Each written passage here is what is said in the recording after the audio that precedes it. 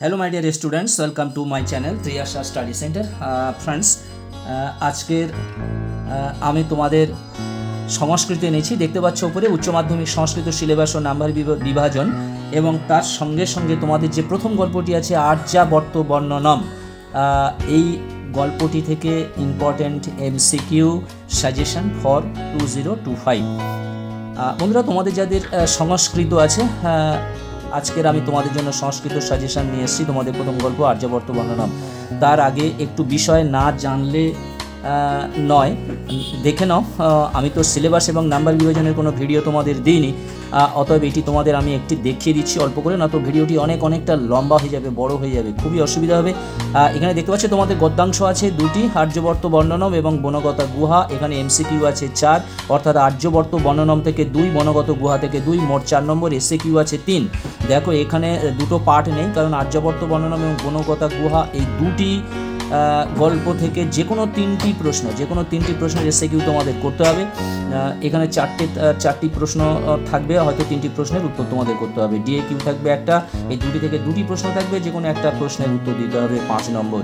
ঠিক তদ্রূপ পদ্যাংশ সেরকম শ্রী গঙ্গা স্তোত্রম এবং শ্রীমদ্ ভগবদ গীতা কর্মযোগ, এখানেও ওই রকম শ্রী গঙ্গা স্তোত্রম থেকে 2 নম্বর এবং শ্রীমদ্ ভগবদ গীতা কর্মযোগ থেকে 2 নম্বর, মোট 4 নম্বর। এসিকিউ থাকবে দুটো মিলে 3 নম্বর, এবং এখানে দেখো দুটি থাকে বলে লেখা আছে, অর্থাৎ 2টি প্রশ্ন থাকবে, 2টি থেকে 2টি প্রশ্ন থাকবে, একটা প্রশ্নের উত্তর করতে হবে। এরপরে দেখো নাটক আছে, তোমাদের নাটকটির নাম হলো বাসন্তিক শবনম। এমসিকিউ 4 আছে, এখানে এমসিকিউ 4 আছে, এসিকিউ 3 আছে, এবং 2টি প্রশ্ন থাকবে, একটি প্রশ্নের উত্তর দিতে হবে 5। এরপরে দেখো সংস্কৃত ও সাহিত্যের ইতিহাস। সংস্কৃত সাহিত্যের ইতিহাসের মধ্যে নাট্য সাহিত্য, গীতিকাব্য, বিজ্ঞান ও কারিগরি বিদ্যা, এই যে 3টে টপিক আছে, 3টে টপিক থেকে তোমাদের এমসিকিউ থাকবে 3, এসএকিউ থাকবে 2, এবং 2টি প্রশ্ন থাকবে। 3টি টপিক থেকে 2টি প্রশ্ন থাকবে, একটি প্রশ্নের উত্তর করতে হবে 5।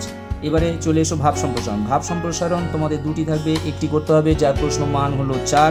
এইবারে চলে এসো ব্যাকরণ। তোমাদের ব্যাকরণে থাকবে, এখানে দেখতে পাচ্ছ কারণ সহ কারক, ব্যাসবাক্য সহ সমাস, অর্থ, পার্থক্য, একতায় প্রকাশ, পরিনিষ্ঠিত রূপ এবং প্রত্যয়।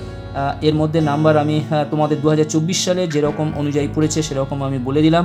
কারকে ছিল 3, সমাসে 4, পার্থক্যতে 2, একতায় প্রকাশে 3, এবং পরিনিষ্ঠিত রূপ হলো 3, মোট 15 নম্বর। অর্থাৎ তোমাদের ব্যাকরণ থাকবে মোট 15 নম্বর। এরপর দেখো ভাষা বিজ্ঞান থেকে 2টি প্রশ্ন থাকে, অর্থাৎ ডিএকিউ থাকে, একটি প্রশ্নের উত্তর করতে হয়, এখানে দেখতে পাচ্ছ 5 নম্বর।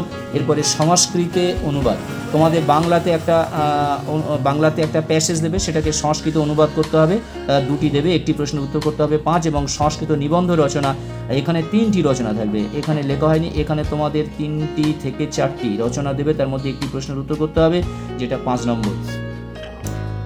তাহলে আর প্রজেক্ট, এটা দেখো প্রকল্প, এই প্রকল্পতে তোমাদের 20। আসি, তোমরা এটা গুনে দেখবে। তোমরা আরেকবার দেখে নাও, আমি তোমাদের আরেকবার স্ক্রিনশট তোলার মতো করে সুযোগ করে দিচ্ছি, দেখতে পাচ্ছ।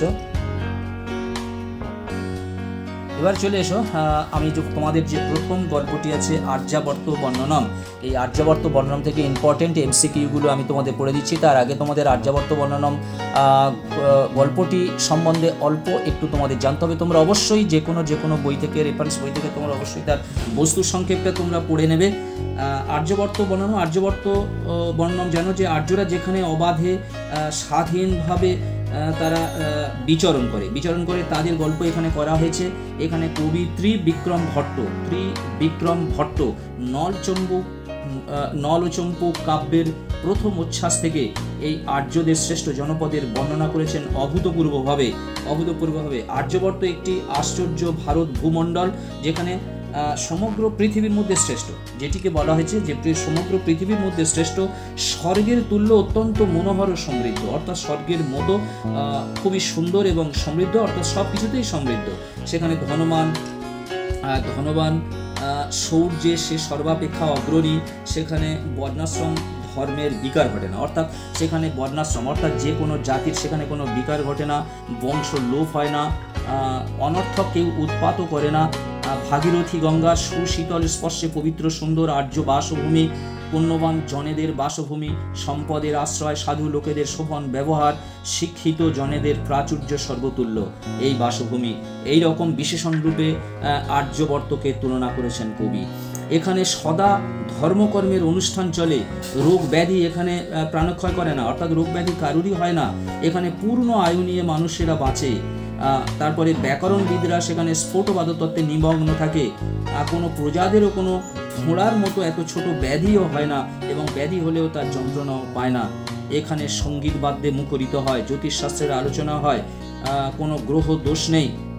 এখানে লতা গুল্ম শস্য বেড়ে চলে, এখানে কোনো গণ্ডকের উৎপাত নেই, অর্থাৎ বিভিন্ন পশুদের উৎপাত নেই। এখানে সবই নারীরা সতীব্রতা হয় এবং নিষ্কলঙ্ক কুলবধূ হয়, অর্থাৎ সর্বাপেক্ষাও বেশি সুন্দর। এখানে বলা হয়েছে যে সুরশ্রেষ্ঠ রাজা সুরাপান করেন না এখানে ইন্দ্রের মতন, অর্থাৎ স্বর্গে ইন্দ্র যেরকম সুরাপান করত, এবং এই আর্যাবর্তের যিনি রাজা তিনি কখনো সুরাপানও করতেন না। তাই স্বর্গাপেক্ষাও এই রাজ্যটা তার আলাদা একটা বৈশিষ্ট্য আছে, কবি এই কথা উল্লেখ করেছেন। এসো এবার আমরা প্রশ্ন উত্তরগুলো পড়ে নিই। আমি শুধু অপশান পড়ছি না, আমি শুধু অ্যান্সারগুলো পড়ে যাচ্ছি, কারণ অনেকটা লং ভিডিও হয়ে যাবে। দেখো, আর্যাবর্ত বর্ণনমের মূল গ্রন্থটি কী ধরনের কাব্য? এটা হলো একটা চম্পু কাব্য। ত্রিবিক্রম ভট্টের অপর নাম কি? সিংহাদিত্য। অর্থাৎ ত্রিবিক্রম ভট্টকে না এই আর্যাবর্ত বর্ণনম যে গল্পটি অর্থাৎ যে গদ্যাংশটি লিখেছেন তার আর এক নাম হলো সিংহাদিত্য। নলচম্পু রচনাকারকে এখানে বলা হলো যে ত্রিবিক্রম ভট্ট। আচ্ছা, সাম কি? সাম হলো চতুর্বেদ, অর্থাৎ 4টি বেদের মধ্যে একটি বেদ। দেখতে পাচ্ছ এখানে সালের যে প্রশ্ন পড়েছিল সেখানে পাশে দেওয়া রয়েছে, 2017 সালে পড়েছিল, পুরো প্রশ্নটি 2015 সালে পড়েছিল। এবার দেখো, পদে পদে ধনদা। ধনদা শব্দের দ্বারা কাকে বোঝানো হয়েছে? এখানে কুবেরকে বোঝানো হয়েছে। আর্যবর্ত বর্ণনম এ গঙ্গা ছাড়া কোন নদীর নাম উল্লেখ করা হয়েছে? এখানে কাবেরী, গোদাবরী, চন্দ্রভাগা, যমুনা। অ্যান্সার হবে চন্দ্রভাগা নদী, অপশান সি। প্রবঞ্জনা ইবজানা। প্রবঞ্জনা শব্দের অর্থ কী? প্রবঞ্জনা শব্দের অর্থ হলো ঝড়। চেটিকা শব্দের অর্থ কী? চেটিকা শব্দের অর্থ চাটাই, মাদুর, কম্বল, দাসী। অ্যান্সার হবে দাসী, অর্থাৎ অপশান ডি। আর্যাবর্তের একাংশে কোন নদী প্রভাবিত হয়? চন্দ্রভাগা। বৃক্ষ শাখা বিপল্লব হয় যখন? চৈত্রে, ফাল্গুনে, বৈশাখে, শ্রাবণে। অ্যান্সার হবে ফাল্গুনে।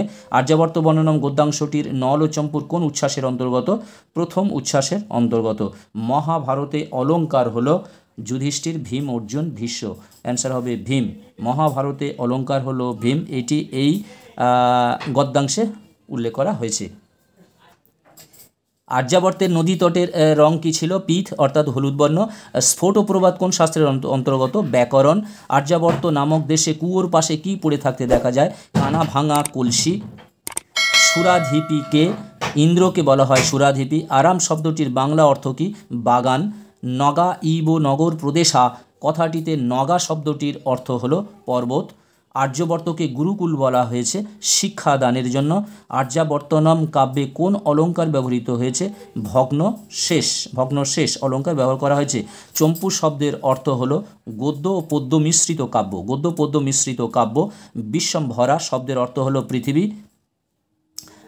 তারপরে দেখো, ভাখদ এর সংস্কৃত প্রতিশব্দ হলো উজ্জ্বল। নাক শব্দের সংস্কৃত প্রতিশব্দ হলো স্বর্গ। নাক শব্দের সংস্কৃত প্রতিশব্দ হলো স্বর্গ। ভগীরথের কীর্তি পতাকাকে? গঙ্গা। নলচম্পু কাব্যটিতে মোট কটি উচ্ছ্বাস আছে? 7টি। আপাতত এই 26টি প্রশ্ন তোমরা অবশ্যই খুব ভালো করে একবার দেখে নাও, এবং তোমরা বস্তু সংক্ষেপ, তোমরা গদ্যাংশটির বস্তুর সংক্ষেপ তোমরা ভালো করে তৈরি করে নাও, নিয়ে এই প্রশ্নগুলো তোমরা পড়তে থাকো। লাস্ট মিনিট সাজেশন তো একটা আছে, সেটা পরে। আপাতত এইগুলি। বন্ধুরা, আজকের মতো ভিডিওটি এখানেই শেষ করলাম। তোমরা যারা চ্যানেলটি সাবস্ক্রাইব করোনি অবশ্যই তোমরা চ্যানেলটি সাবস্ক্রাইব করে নাও, এবং বন্ধুদেরকে লিঙ্ক বেশি বেশি করে শেয়ার করো। তোমরা সবাই ভালো থাকবে, সুস্থ থাকবে। আবার কথা হবে নেক্সট ভিডিওতে, নেক্সট ডেতে।